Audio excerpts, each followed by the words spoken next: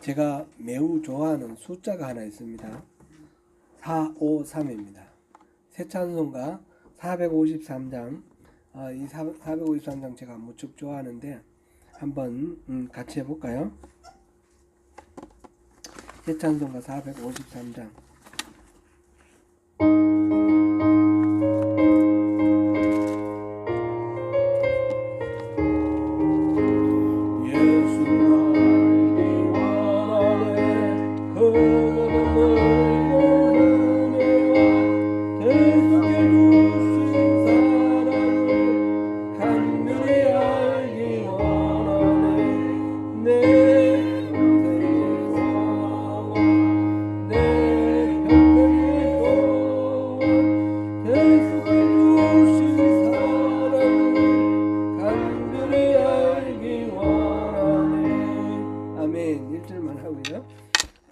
근데 이보다 더 좋은 노래가 있어요. 제가 좋아하는 옛날 통일 찬송 453장. 새 찬송은 570장입니다.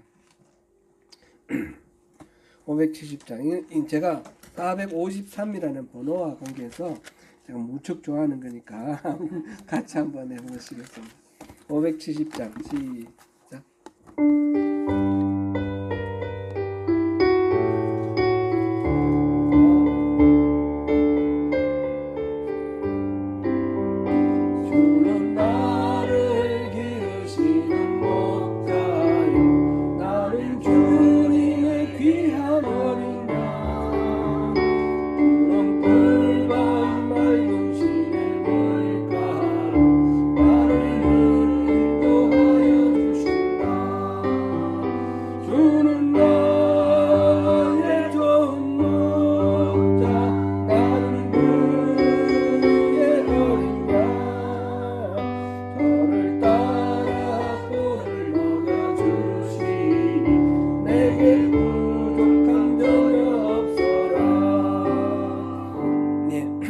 제가 453은 좋아할 만하죠? 네. 이거로 할까요? 네. 제가 453이라는 이 숫자를 좋아한 것은 이 찬송가를 알기 전부터입니다. 제가 군대에 있을 때에 차를 타거나 아니면 걸어서 마르고 닳도록 지나다니던 길이 있는데 그 길 이름이 453번 지방도입니다. 저기 강원도 원통에서부터 시작해서 정북쪽으로 쭉 나 있는 그런 길인데 쭉 올라가다가 보면 천도리, 서화리 이런 동네들이 있고 그 민간인 통제구역이 있습니다. 민간인 통제구역으로 들어가면서 왼쪽으로 끄고 들어가면 이른바 빤치볼이라 그러는데 양구군 해안면 그 동네가 있습니다. 양구군 해안면 거리로 쭉 이어져서 양구군 읍내로 나가는 그 길이 453 지방도입니다. 그런데 이 453 지방도가 원래는 길이 계속 북쪽으로 나게 돼 있었습니다. 민간인 통제선 때문에 이렇게 됐지만은 쭉 올라가게 됐는데 소양강 뭐라 그러나요? 원류거든요. 소양강 쭉 올라가서 금강산으로 이렇게 가는데 거길 쭉 올라가면서 도로가 쭉 있었습니다. 올라가면 지금 이제 철책선도 있고 군사분계선 있고 그다음에 북한 땅으로 들어가서 거길 쭉 따라 올라가면 그 앞에가 이제 무산이라는 큰 산이 있는데 그 산 옆으로 이렇게 돌아가면 금강산 유점사 절 유명한 절 있잖아요. 유점사, 장안사 이런 절이 이어지는 그 도로가 그 도로예요. 좋아할 만하죠. 참고로 제가 이제 그때 근무했던 데가 이제 GP고 그다음에 그 안에 DMZ 그쪽에 근무를 했는데 이거는 우리 조국 대한민국의 현실이니까 한번 이거는 상식적으로 좀 알아보면 좋을 것 같아요. 제가 중요한 걸 뭘 하나 빠뜨렸네요. 제가 잠깐 사무실에 들어갔다 올게요.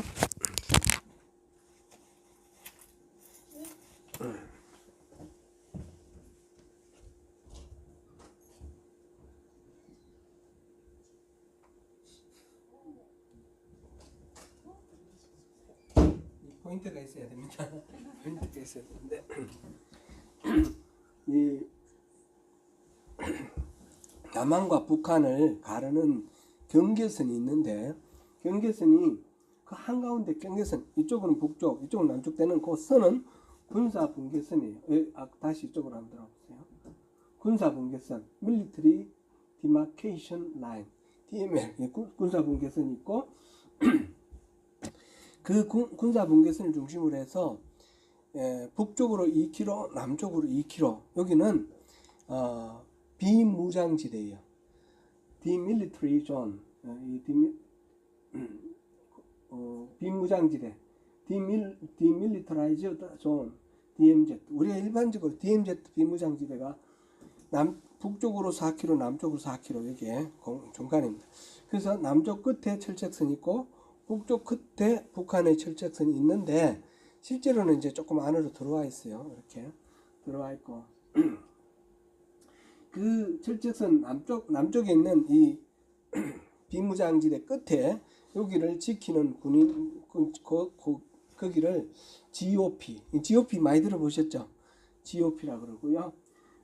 그 안쪽에도 진지들이 있어요. 그 진지가 GP입니다. GOP는 제네럴 뭐죠? 다시 GOP부터 제네럴 아웃포스트고 그러니까 바깥으로 나와 있다는 뜻이죠. 그리고 그 다음에 GP는 하드 포스터 이렇게 되어 있습니다. 아까 그 휴전선이라는 거 있죠? 휴전선 그 지역 나와 있는 여기로 지금 여기 한가운데 여기에 이제 남한 북한을 가르는 군사분계선 Military Demarcation Line 이거요. 그거를 중심으로 해서 2km 북쪽으로 2km 여기가 이제 이 안이 비무장지대가 돼야 되는데 철책선이 그러니까 여기 와 있어야 되는 거죠. 여기도 여기 와 있어야 되고 그런데 실제로는 북한 철책선이 이 안으로 들어와 있어요. 지금은 어떤지 모르겠는데 남한 철책선도 보니까 여기 뭐 추진 철책선이 됐다 그러는데 옛날에는 이거 없었어요. 이 사이가 DMZ인데 여기에 이제 온갖 노루, 뭐 사슴, 뭐 온갖 이런 생물들이 아주 천국이죠. 여기서 여기는 지르밭이에요. 지르밭이라서 사람들이 함부로 못 다니는 그런 길인데 이 가운데 이제 GP라는 게 있고 그렇습니다. 여기 이제 드나드는 문이 있고 근데 제가 이제 근무한 것은 주로 여기는 안 있었고요. GP에서 4개월 있었고 이 안쪽에 여기 수색 매복하는데 4개월 있었고 그다음에 이 뒤쪽에 여기서부터 철책선부터 민간인 통제구역까지가 한 10km 정도 됐어요. 그 사이는 그 민간인이 안 들어가는 거죠. 그렇지만 거기에도 수색 매복이 있어요. 그래서 이제 북쪽에서 못 내려오도록 거기서 한 4개월 있었습니다. 그러니까 제가 26개월을 근무했는데 12개월은 이 안쪽에 있었고 그 다음에 14개월은 이제 뒤쪽에 후방지역에 나와가지고 천도리, 서와리 여기 있는 부대에서 이제 4개월씩 훈련받는 거예요. 계속 훈련받고 있다가 4개월 뒤에 다시 올라가고 이런 식으로 이렇게 했는데 원래 여기는 이제 수색대라는 부대가 맡게 됐는데 저는 수색대 아니었지만 마침 그때 수색대가 재편되는 과정에서 일반 보병부대에 원래 수색대에 있던 사람들을 보내가지고 이제 임시로 보병부대가 올라가서 여기는 그러니까 일반적으로 수색대만 들어갈 수 있는데요. 그래서 여기 그런 데는 좀 빡세다 그러잖아요. 군기가. 그래서 좀 많이 맞기도 하고 그러면서 이제 생활을 했는데 그 지도를 한번 네이버 그거를 링크를 한번 해봐 주실래요? 여기가 지금 남북한이 화해 무드가 조성됐을 때 남한 북한 평화공원 그걸 만들려고 인제군과 여기 인제군과 여기는 금강군이에요. 북한 금강군. 그 중간에 여기 평화공원을 만들려고 그랬어요. 이렇게 계속 내려가 봐 주세요. 이게 지금 지도가 잘 안 보이는데, 여기가 원통을 동쪽으로 쭉 넘어가면 한계령 있잖아요. 제가 안 가본 지 오래돼가지고, 거기 이제 고속도로도 나고, 또 KTX도 다니고 그러잖아요. 근데 옛날에는 그게 없을 때인데, 이제 원통은 이쪽 동쪽으로는 사람들이 많이 다니고, 한계령, 그 다음에 뭐, 또 뭐가 있나요? 무슨 고개가 있나요? 근데 북쪽으로 나온 거는 여기는 이제 전방이니까 없죠. 근데 이 도로가 이렇게 계속 올라가는 거예요. 올라가서 이쪽으로 여기 이제 빤찌볼인데 빤찌볼은 여기 민통선이 이쯤 되거든요. 민통선 안에 있는 동네였어요. 지금은 민간인들 막 들어간다고 그래요. 근데 옛날에는 이 동네 주민들 외에는 못 들어갔어요. 근데 이 도로가 이렇게 굽어 들어갔는데 원래 있던 도로가 쭉 있었어요. 이렇게 여기가 이제 남북 경계선입니다. 계속 올라가는 거예요. 그런 도로가 있었는데 제가 이제 GP 쓸 때가 여기 있었고 수색 매복할 때가 여기서 수색 매복했고 그 다음에 나중에 이쪽 민통선 안쪽에 여기서도 수색 매복을 했고 그랬는데 이게 이제 소양강 지류예요. 소양강 그 원류예요. 원류 쭉 올라가면 여기가 이제 무우산, 여기가 이제 금강산이에요. 여기 유점사, 장안사 이런 절들이 이렇게 있고 이 서활이 뭐 이거보다 더 가까워요. 여기가 북쪽이 거리로 따지면. 그런데 여기를 지금 생태공원을 이렇게 한다는 거 아니에요. 이렇게 통일돼야 되겠죠. 이건 너무너무 경치도 좋습니다. 여기가 가전리라는 데인데 가전리를 가보니까 이거는 금강산 끝자락이잖아요. 이 아래쪽은 설악산이고 설악산과 금강산 중간인데 너무 경치가 좋아요. 지금은 갈 수가 없어요. 여기는 통일이 돼야지 갈 수 있는데 꼭 통일이 되기를 바랍니다. 제가 생전에 한 가보고 싶은 곳 중에 하나가 여기입니다. 우리 남북한이 나뉘어져 있는데 이게 너무너무 소중한 자산들이 이런 식으로 버려져 있는 거 아니에요. 버려져 있으니까 남한 북한 평화 무드가 이렇게 다시 회복되고 그래서 이런 것들이 평화공원이 조성돼 가서 금강산 관광 가듯이 여기도 관광 가고 이렇게 하면 좋겠어요. 그걸 저는 막 소망합니다. 저는 재밌고 이렇게 신나는데 여러분들 어떠세요? 재미있으세요? 별로 없으실 것 같아요. 사실 제가 이 453이라는 번호를 이 숫자를 좋아하는 이유는 또 하나 더 이유가 있습니다. 제 본적지가 경북 영천군 금호면 신월동 453번지입니다. 453번지. 그러니까 이 번호는 머릿속에 꽉 박혀 있죠. 새로운 주소는 알 수가 없는데 옛날 주소가 453번지 그것만 기억납니다. 제가 초등학교 3학년 때 사실은 이사를 그 동네에서 다른 집으로 이사를 갔거든요. 근데 453번지는 기억나는데 새로 이사 간 집은 기억이 안 나요. 초등학교 3학년 때 갔는데 평생 453번지만 기억나지 그 위에는 기억이 안 납니다. 제가 6.25 바로 다음에 난 세대라서 베이비 부머라 그러지 않습니까? 우리 집 형제도 구남매가 났으니까 많이 난 건데 제가 태어날 때 우리 주변에 우리 앞에는 집이 없었어요.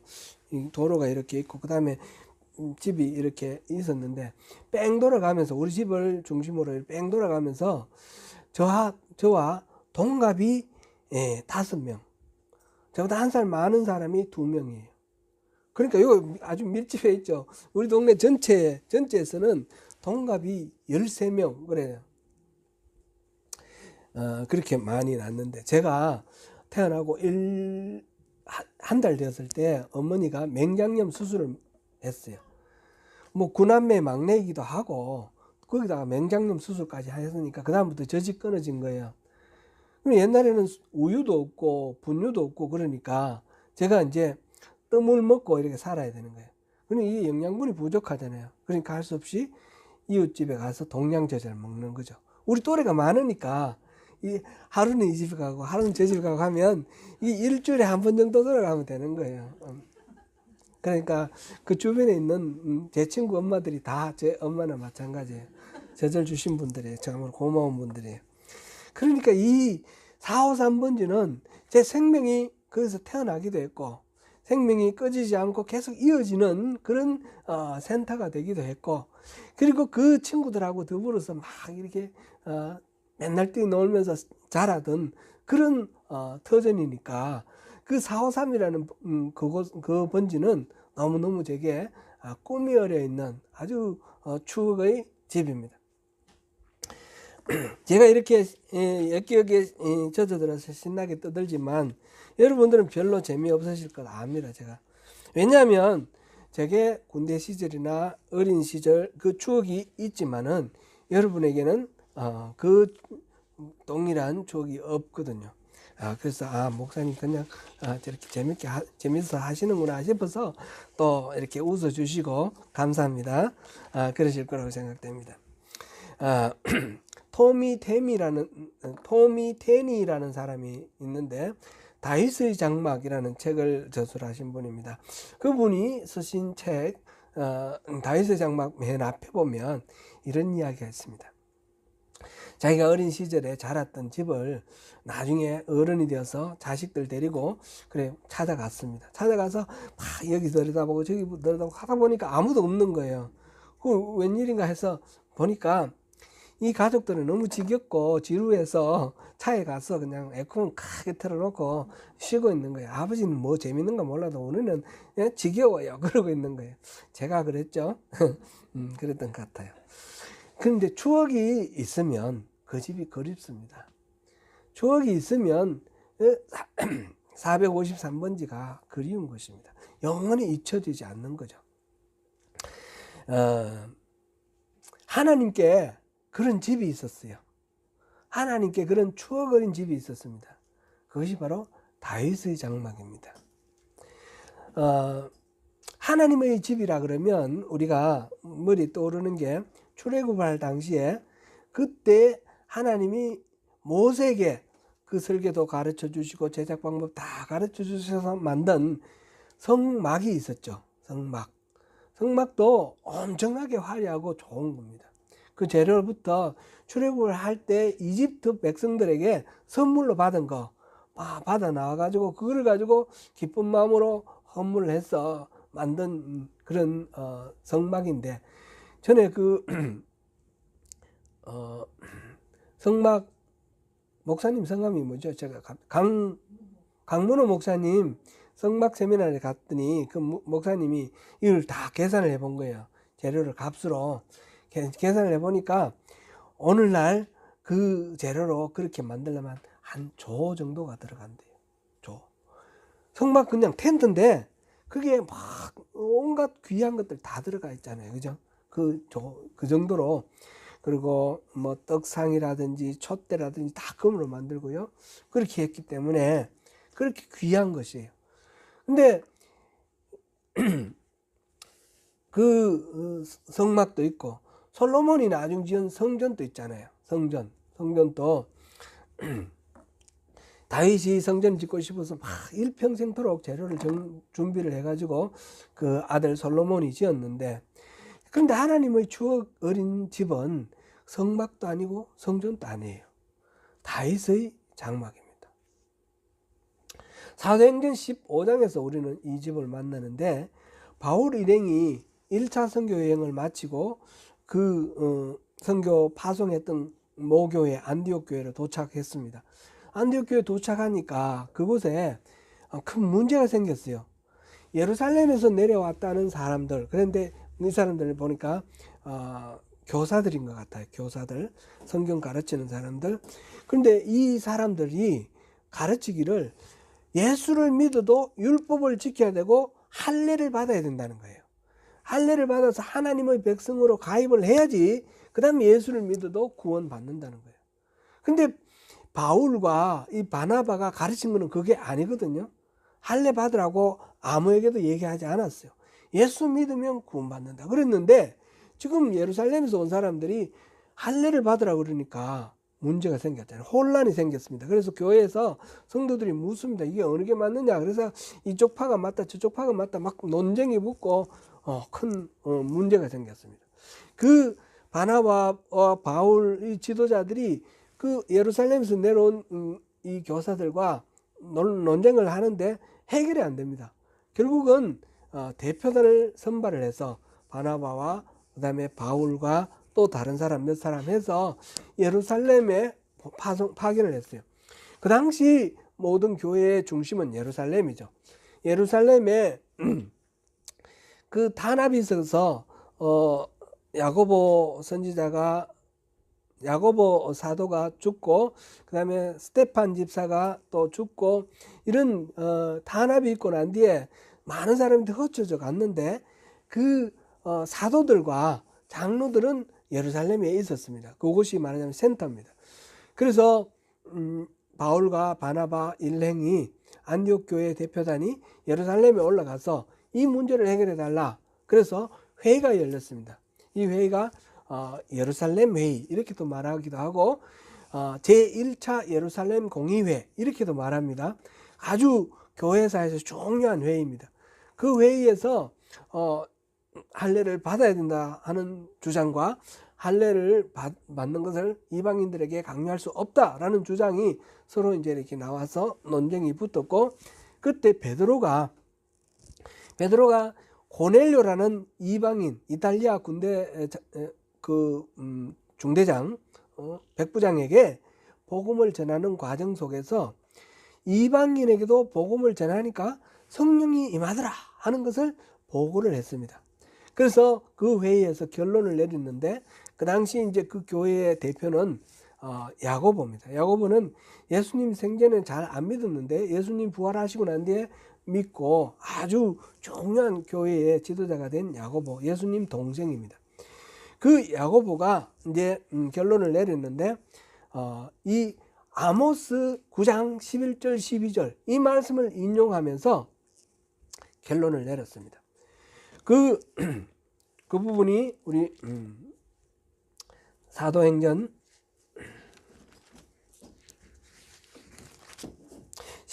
15장 16절부터 18절에 나오는데, 여기서 다윗의 무너진 장막을 다시 세우고 일으키겠다. 그렇게 해서 만국의 모든 이방인들이 주의 이름을 부르고 돌아오게 하겠다라는 그 아모스 선지자의 그 예언이 이제 이루어지는 것이다. 그래서 그 예언의 성취를 얘기를 하고, 또 베드로가 말한 실정적인 사례를 말하고, 바울과 바나바가 보고한 제1차 선교 여행의 결과 수많은 이방인들에게 성령이 임하더라라는 이 모든 실정적 증거를 바탕으로 해서 결론을 내립니다. 이방인들에게 할례 받으라, 율법 지키라 하지 말자. 4가지만 하자. 4가지, 우상 숭배하지 말자. 음행하지 말자. 목매어 죽인 것을 먹지 말자. 피를 먹지 말자. 이 4가지만 하고 나머지는 요구하지 말자. 말하자면 율법적인 요구를 하지 않는, 할례가 이제 대표인데 할례를 요구하지 않는다는 겁니다. 이 중요한 예루살렘 회의의 결과가 그 이후에 이방인들에 대한 복음을 전도하는 데 있어서 아주 획기적인 동력이 되었고, 말하자면 오늘날 우리가 이렇게 복음을 편안하게 대할 수 있는 것도 바로 여기서 그 원인이 있다, 이렇게 말할 수 있겠습니다. 하나님은 이 아모스 선지자의 예언을 통해서 다윗의 장막을 회복하기를 원하신다라는 것을 이렇게 우리에게 말씀해 주셨고, 그것이 이 사도행전에서 이렇게 명시되어 있습니다. 앞서도 언급하였듯이 하나님의 집이라면 모세의 성막이 있고 솔로몬의 성전이 있습니다. 그런데 하나님이 주옥에 빠져서 무너진 것을 회복하고 싶어 하시는 것은 다윗의 장막이라는 것입니다. 성막도 아니고 성전도 아니고. 다시 한번 말씀드리지만 성막은 하나님이 직접 설계도를 내주셨고, 출애굽할 때 그 이스라엘 백성들이 그 하나님 지시대로 그 성막을 짓고 난 뒤에 그 다음에 하나님이 구름 기둥 불 기둥이 늘 성막에 임재하셨어요. 그랬던 성막입니다. 그리고 성전은 어떻습니까? 나중에 이제 이스라엘 사람들이 가나안 땅에 들어가고 난 뒤에 세월이 한 500년 정도 흘렀는데, 그동안에 다윗이 평생을 모아 준비한 재료를 바탕으로 해서 솔로몬이 이 성전을 지었습니다. 솔로몬이 하나님께 기도했을 때에, 성막 제막을 위해서 기도를 했을 때에 하나님이 말씀하셨어요. 내가 내 이름을 이곳에 두고 너희들이 어디에서든지 이 성전을 향하여 기도하면 내가 듣겠다. 그랬던 곳이 바로 이 성전입니다. 그런데 하나님은 다윗의 장막을 회복시킨다 하셨지 성막이나 성전을 회복시킨다 하지 아니하셨어요. 그만큼 하나님의 그 추억은 이 성막이나 성전보다도 다윗의 장막이 더 강렬하다는 것 아니겠습니까? 다윗의 장막은 사실상 보면 아모스가 이것을 예언을 할 때 당시에 어떤 상태였냐 한번 생각해 보면 좋겠습니다. 아모스는 BC 750년 전후로 해서 BC 8세기에 활동했던 선지자입니다. 다윗과 솔로몬으로부터 시작해서 한 200년 후 사람이죠. 이때는 북왕국 이스라엘도 있었고 남왕국 유다도 존재했습니다. 그리고 그 예루살렘에 성전이 현재 존재하고 있었어요. 그랬을 때 아모스가 하나님 말씀을 전하면서 이 패역한 이 이스라엘 사람들이 다 망하는데 북왕국 이스라엘도 망하고 남왕국 유다도 망한다. 그런데 결론은 망하고 끝이 아니라 하나님이 다 회복시켜 주실 것이다.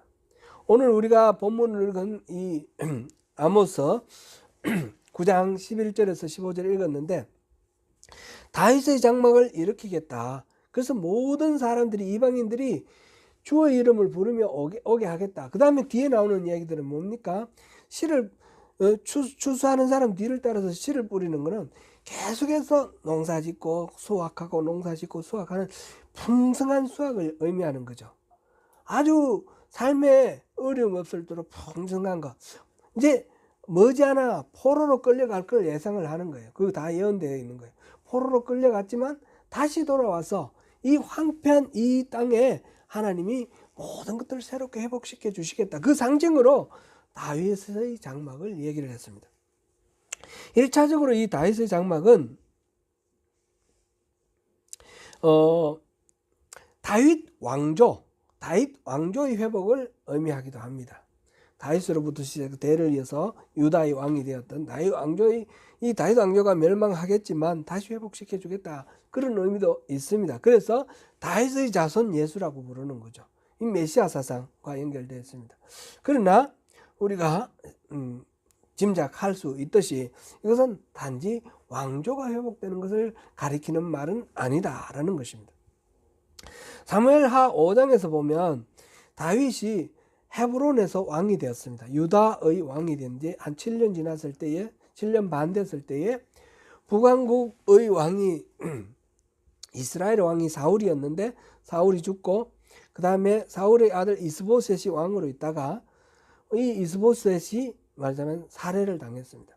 죽었습니다.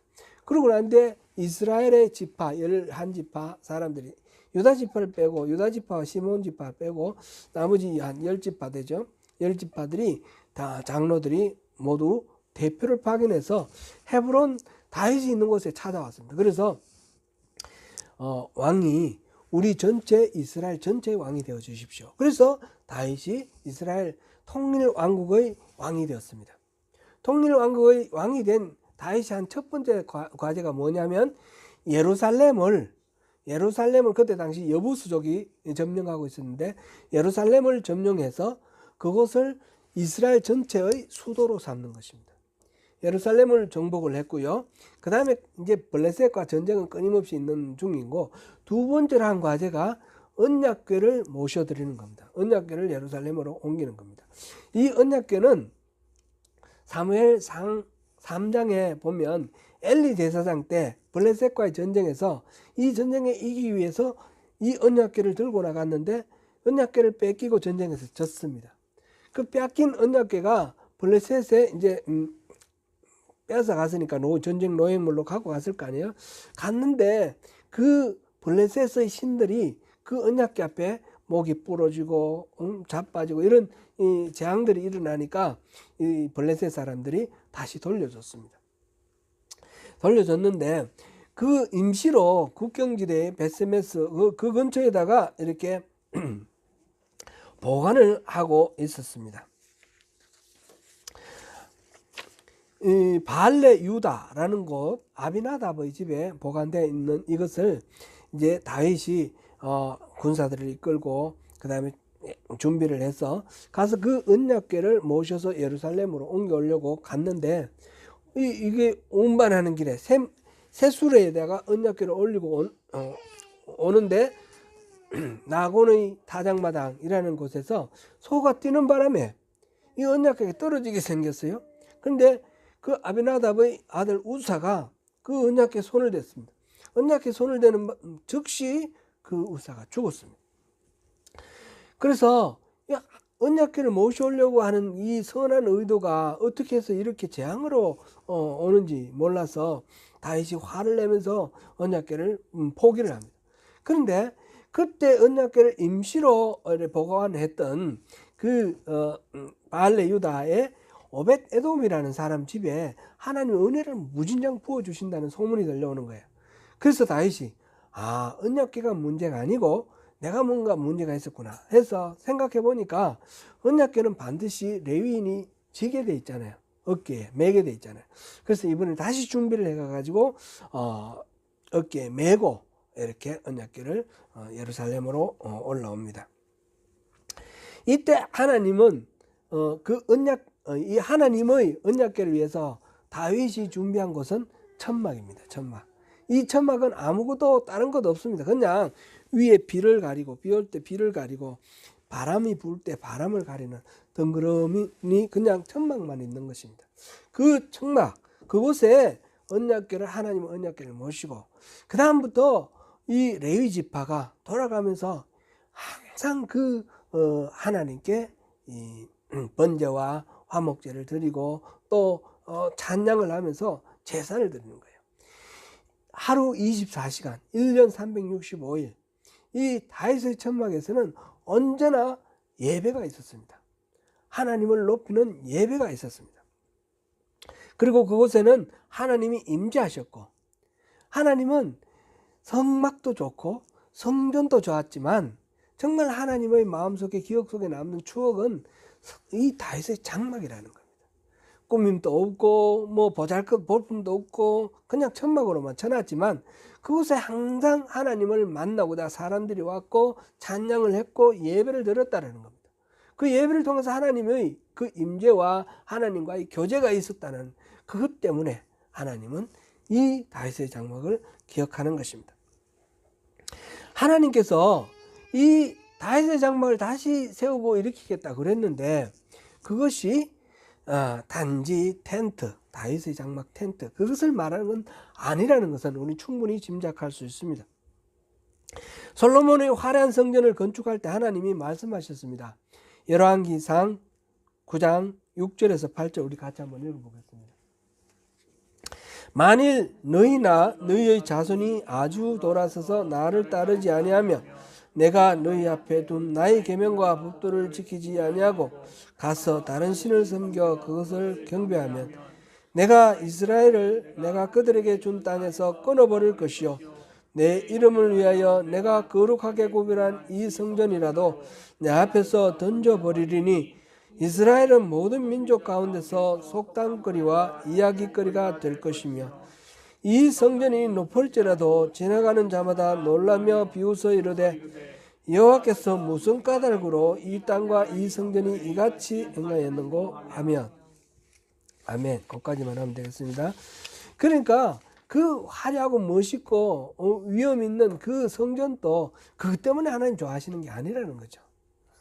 하나님과의 이 언약 안에서 친밀한 교제가 있지 않다면 그 언약을 깨뜨리고 다른 신을 섬긴다든지 뭐 그러면 이 모든 성전 이 모든 화려함이나 뭐 엄숙함이나 장엄함이나 다 필요 없다라는 것입니다. 다 벗어버리겠다는 것이죠. 예루살렘에서 예수님의 제자들이 헤롯이 세운 이 성전을 보고 너무너무 그 당시에 세계에서 최고였어요. 그 당시에 로마에 있는 어떤 시설보다도 더 멋있었어요. 그러니까 감탄을 하고, 야, 선생님 대단하죠. 막 이런 식으로 하니까 예수님이 뭐라고 하셨습니까? 그 성전의 웅장함을 언급하는 그 제자들에게 누가복음 21장 6절을 우리 읽어보겠습니다. 시작. 너희 보는 이것들이 날이 이르면 돌 하나도 돌 위에 남지 않고 다 무너뜨려지리라. 이 성전, 이 건물이 문제가 아니라는 겁니다. 하나님이 추억을 간직하시며 회복하고 싶어 하시는 것은 건축이 아님이 확실합니다. 하나님은 사람과의 만남을 그리워하십니다. 하나님은 예수님이 십자가에서 숨지시는 순간 성전 휘장을 위에서 아래로 찢으셨다고 했습니다. 그 휘장은 지성소와 성소 사이를 가르는 그 휘장인데, 대제사장도 1년에 한 번밖에 들어갈 수 없도록 가로막았던 그 휘장인데 그것을 찢으셨다는 겁니다. 휘장을 친 이유가 있죠. 휘장을 친 이유는 함부로 하나님의 이름을 들먹이거나 망령되이 하나님 앞에 우리가 처신해서는 안 된다는 뜻입니다. 그래서 이 휘장을 통해서 경외함으로 하나님께 나가라 라는 것을 우리에게 말씀하셨습니다. 그런데 그것을 찢어버리셨습니다.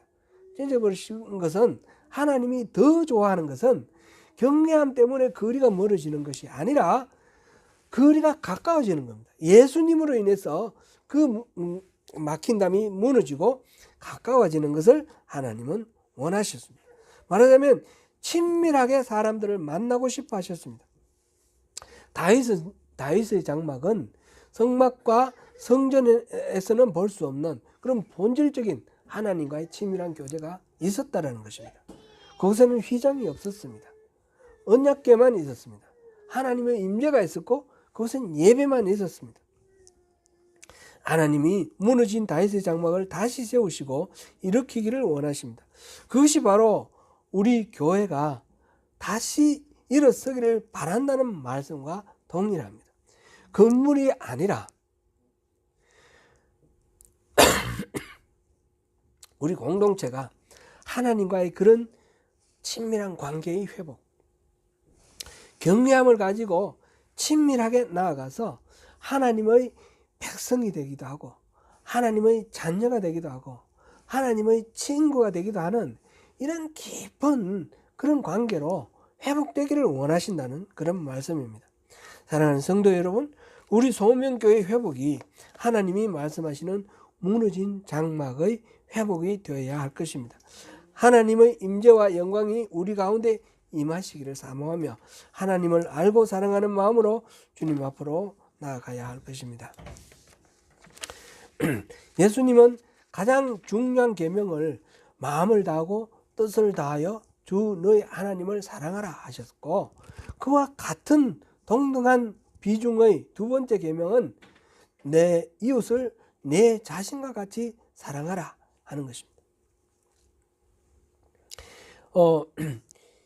이 둘 하나님을 마음을 다하고 목숨을 다하고 뜻을 다하고 힘을 다하여 사랑하라. 자기 전 존재 생명까지 다 바쳐서 그렇게 하나님을 사랑하는 것, 그렇게 사랑하는 것, 그것을 위해서 하나님은 독생자를 주시고 독생자가 십자가를 지시고 죽으셨습니다.